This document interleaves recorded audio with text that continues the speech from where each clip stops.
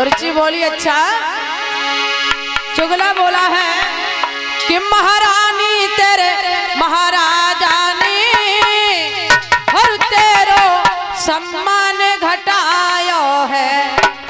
तेरी सौत को लड़का गोदी में बारा जाने बैठारो है ओ रानी।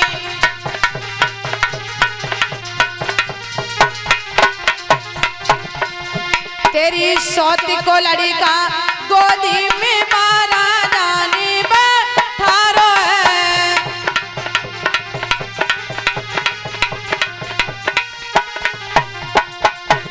बताया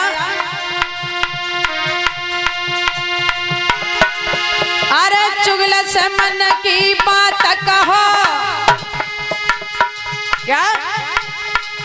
अरे चुगल से मन की बात कहो तो चुगल कभू ना चूकेगो। अंधे पे भैंसिया कुतबैयो वो तो नौ की 11 कूदेगो।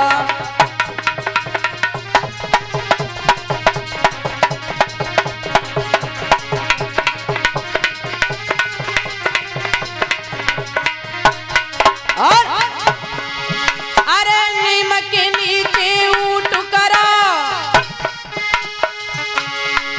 अरे नीम के नीचे ऊट करो पुतो पत्ता पत्ता सूतेगो। और नीचकों की तनो समझियो पर आदत को नहीं भूलेगो।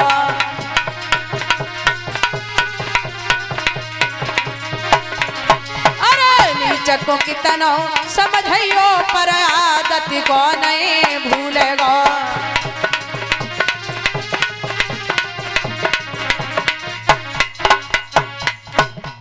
चुगला ने जाकर के आग लगा दी। सुरुचि ने जैसे ही सुना कि हमारी सौत का बालक महाराज की गोदी में बैठा है, सुरुचि वहां खड़ी हुई जाकर के देखा है तो वास्तव में ध्रुवलाल महाराज की गोदी में बैठे हैं। सुरुचि ने जैसे ही ध्रुवलाल को देखा तो ऐसा मालूम पड़ा कि हजारों वृक्षों ने डंक मार दियो हो। पास में पहुंची, आगे बढ़कर के ध्रुवलाल के गाल में ताड़ से तमाचा दिया। क्यों रे, अगर तुझे इस राज सिंहासन पर बैठने का इतना ही बड़ा शौक था तो तूने हमारी कोख से जन्म क्यों नहीं लिया। ध्रुवलाल की कलाई को पकड़ा और गोदी से नीचे उतार दिया। ध्रुवलाल रोने लगे। रोते बिलखते हुए ध्रुवलाल अपनी मैया सुनीति के पास में पहुंचे हैं। माँ सुनीति ने आता हुआ ध्रुवलाल को देखा तो माँ सुनीति ने अपने लाल ध्रुव को गोदी में उठा लिया।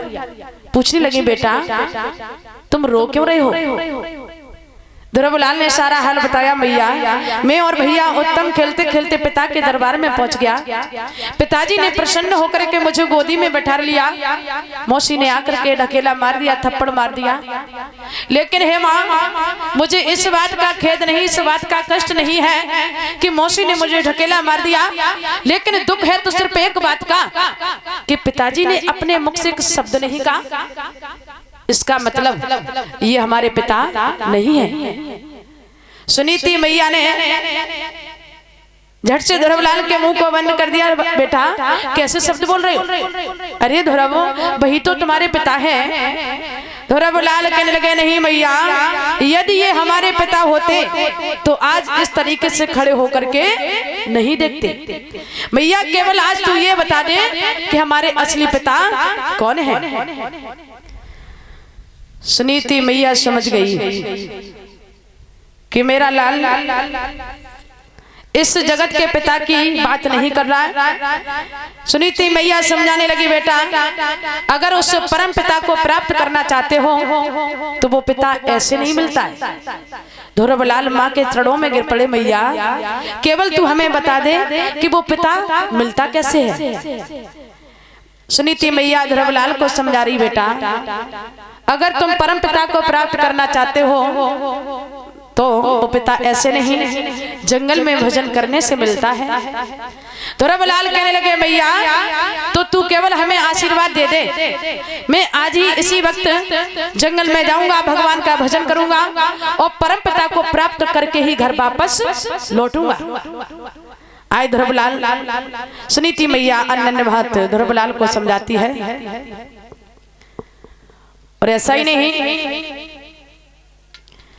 ये बात तो सही है कि जो हम और आप